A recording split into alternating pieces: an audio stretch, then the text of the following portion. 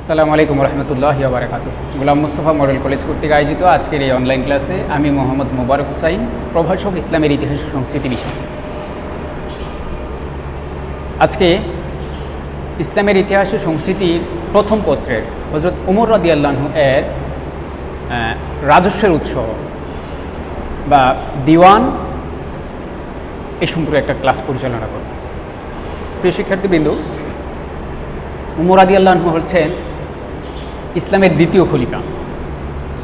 ওমর রাদিয়াল্লাহু আনহু 634 খ্রিস্টাব্দে মুসলিম জাহানের খলিফা নির্বাচিত হওয়ার পরে তিনি হজরত মুহাম্মদ সাল্লাল্লাহু আলাইহি সাল্লাম, তার পূর্ববর্তী শাসক হজরত আবু বকর রাদিয়াল্লাহু আনহু এর রাজস্ব প্রশাসন অর্থাৎ রাজস্বের আয়ের উৎসগুলোকে অনুসরণ করে তিনি একটি সুনির্দিষ্ট সুনিয়ন্ত্রিত রাজস্ব প্রশাসন গঠন করেন।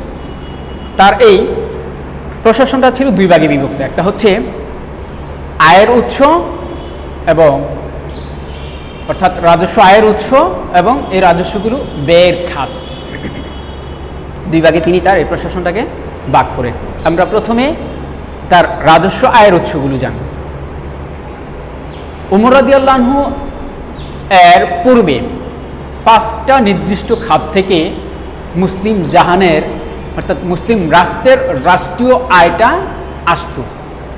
তিনি ক্ষমতা গ্রহণ করার পরে আর কয়েকটা খাত বৃদ্ধি করেন। যেহেতু মুসলিম রাষ্ট্রের সীমানাও বৃদ্ধি পায়, ব্যয়ও বৃদ্ধি পায় এবং নতুন নতুন আয়ের খাতও তৈরি হয়, এই বিষয়গুলো দেখে ওমর রাদিয়াল্লাহু আনহু কয়েকটা খাত বৃদ্ধি করেন।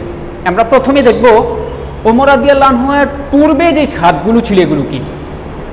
ওমর রাদিয়াল্লাহু আনহু এর পূর্বে যে 5 প্রকার রাজস্বের খাত ছিল, 1 নম্বর হচ্ছে জাকাত, 2 নম্বরে জিজিয়া, 3 নম্বরে খারাজ বা ভূমিকর, 4 নম্বরে খুমুস, যেটাকে আমরা যুদ্ধলব্ধ যে দ্রব্যাদি আছে, যুদ্ধলব্ধ দ্রব্যাদির 5-এর 1 অংশ, যেটাকে আমরা গনিমতের অংশ বলা হয়।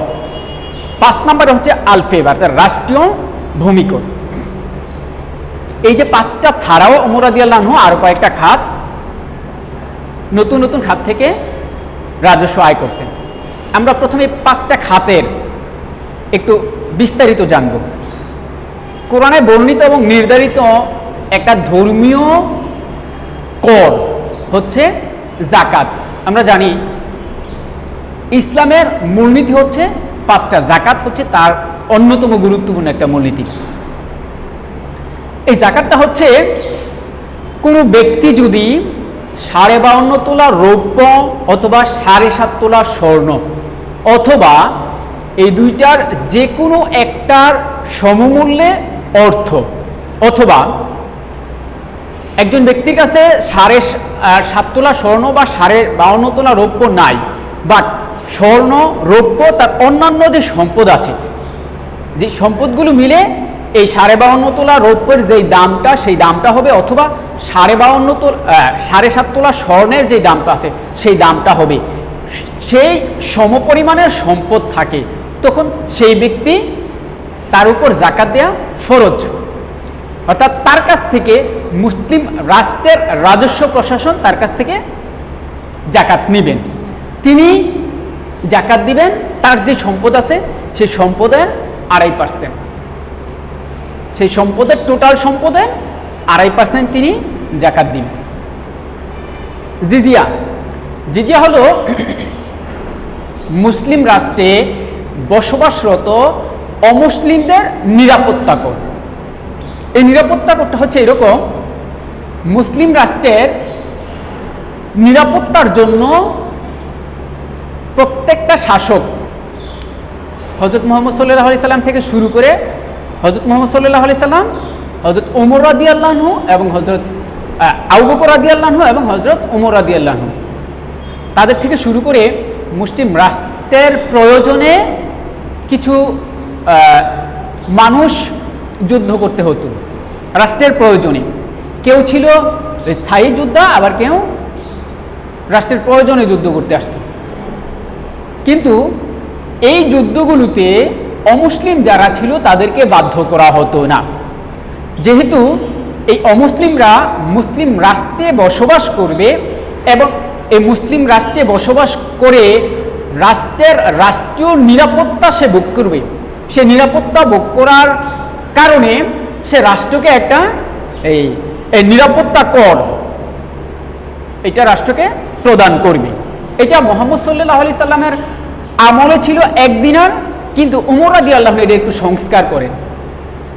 তিনি যারা ধনী শ্রেণী ছিলেন তাদের জন্য 4 দিনার নির্ধারণ করেন এবং যারা মধ্যবিত্ত শ্রেণী ছিলেন তাদের জন্য 2 দিনার এবং যারা দরিদ্র শ্রেণী ছিলেন সেই সকল লোকদের জন্য 1 দিনার নির্ধারণ করেন। আমি এটাকে আবারও বলছি, মুহাম্মদ সাল্লাল্লাহু আলাইহি সাল্লামের শাসনামলে অমুসলিমদের নিরাপত্তা কর ছিল 1 দিনার সবার জন্য, সকল অমুসলিমের জন্য। কিন্তু উমর রাদিয়াল্লাহু আনহু এটাকে একটু সংস্কার করেন, এটাকে 3টা ভাগে ভাগ করেন। যারা ধনী শ্রেণী ছিল, ধনী শ্রেণীর অমুসলিম তাদের জন্য 4 দিনার, যারা মধ্যবিত্ত শ্রেণীর অমুসলিম তাদের জন্য 2 দিনার, আর যারা নিম্নবিত্ত অমুসলিম তাদের জন্য 1 দিনার। গনিমত, গনিমতটা হচ্ছে মুসলমানরা যে যুদ্ধগুলো করবে, যুদ্ধগুলো করে যুদ্ধ থেকে জয়লাভ করার পরে যেই যুদ্ধ লব্ধ সম্পদগুলো পায়, সেই সম্পদগুলোর 5 ভাগের 1 অংশ, সেই সম্পদের 5 ভাগের 1 অংশ রাষ্ট্রীয় কোষাগারে জমা দিতে হতো, যেটাকে বলা হতো খুমুস উশর। মুসলমানদের ভূমি রাজস্ব, মুসলমানদের ভূমি রাজস্ব ফসল বা প্রাকৃতিক ফসল বা মুসলমানদের ভূমিতে উৎপাদিত যে ফসলটা আছে সেই ফসলটার উপর আরোপিত যেই রাজস্বটা সেইটাকে বলা হতো উশর। এটা 2 প্রকারের ছিল। যদি কোনো প্রাকৃতিকভাবে উৎপাদিত হতো ফসল, কোনো জমিতে সেচ ছাড়া প্রাকৃতিক পানির দ্বারাই ওই জমিটার ফসল উৎপাদিত হতো, তখন ওই জমির 10 ভাগের 1 অংশ রাজস্ব দিতে হতো। যেই জমিতে সেচের মাধ্যমে ফসল উৎপাদন করা লাগতো সেই জমির 20 ভাগের 1 অংশ রাজস্ব হিসেবে জমা দিতে হতো। উশুর, বাণিজ্য শুল্ক। ইসলামের প্রাথমিক যুগে শুধুমাত্র মুসলমানগণ, অর্থাৎ মুহাম্মদ সাল্লাল্লাহু আলাইহি সাল্লাম যখন মদিনা রাষ্ট্রের রাষ্ট্রপ্রধান তখন থেকে শুধুমাত্র মুসলমানগণ এই বাণিজ্য শুল্কটা প্রদান করত। কিন্তু হযরত ওমর রাদিয়াল্লাহু আনহু এই বিধানটাকে পরিবর্তন করেন। তিনি এই বিধানটা পরিবর্তন করে মুসলমানদের জন্য করেন 2.5%, অমুসলিমদের জন্য 4% এবং বিদেশি বণিকদের জন্য 10%। আমি এটাকে আরেকটু বিশ্লেষণ করছি। হযরত মুহাম্মদ সাল্লাল্লাহু আলাইহি সাল্লামের শাসনামলে, যেটাকে ইসলামের প্রাথমিক যুগ বলা হয়, সেই সময় মুসলমানরা যখন কোনো ব্যবসা বাণিজ্য করত, সেই ব্যবসা বাণিজ্যের 10-এর 1 অংশ, 10 ভাগের 1 অংশ বাণিজ্য শুল্ক হিসাবে দিতে হতো। কিন্তু হযরত ওমর রাদিয়াল্লাহু আনহু যখন মুসলিম জাহানের খলিফা, তিনি চিন্তা করলেন মুসলমানরা জাকাত দিচ্ছে, ভূমি রাজস্ব দিচ্ছে, এখানে মুসলমান ছাড়া অন্য ধর্মের যারা আছে তাদেরকে অনেক ক্ষেত্রে ছাড় দেওয়া হচ্ছে, মুসলমানরা ইসলামের বিধিবিধানগুলো পালন করছে, তাদের উপর এটা একটু জুলুম হয়ে যায়। সেই জন্য তিনি সমতা আনয়নের জন্য মুসলমানদের জন্য 2.5%, অমুসলিম যারা ছিলেন অর্থাৎ মুসলিম রাষ্ট্রে বসবাসরত অমুসলিমদের জন্য 4% এবং মুসলিম রাষ্ট্রে যে বিদেশি বণিকরা এসে ব্যবসা করবেন, বাণিজ্য করবেন, তাদের জন্য 10% রাজস্ব নির্ধারণ করেন।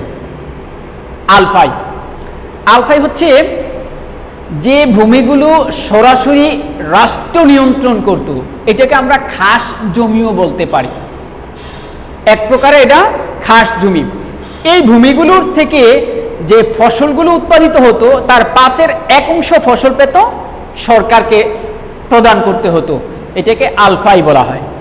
খারাজ,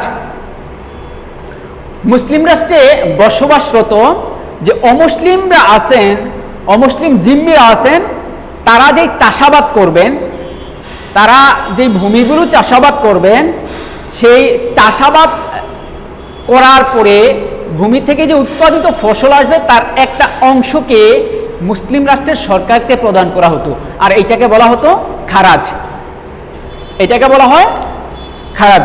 আল হিমা, আল হিমা মানে হচ্ছে পশুচারণ কর, অর্থাৎ মুসলিম রাষ্ট্রের নিয়ন্ত্রিত যে ভূমিগুলো আছে, রাষ্ট্রের নিয়ন্ত্রিত যে ভূমিগুলো আছে, এই ভূমিগুলোতে যখন পশুচারণ করা হবে, সেই এই পশু থেকে, পশুচারণ ভূমি থেকে, এই পশুগুলো থেকে যেই লাভটা হবে, লভ্যাংশটা হবে, সেই লভ্যাংশের একটা অংশ মুসলিম রাষ্ট্রের রাজস্ব কোষাগারে জমা দিতে হতো, যেটাকে বলা হয় আলফাই।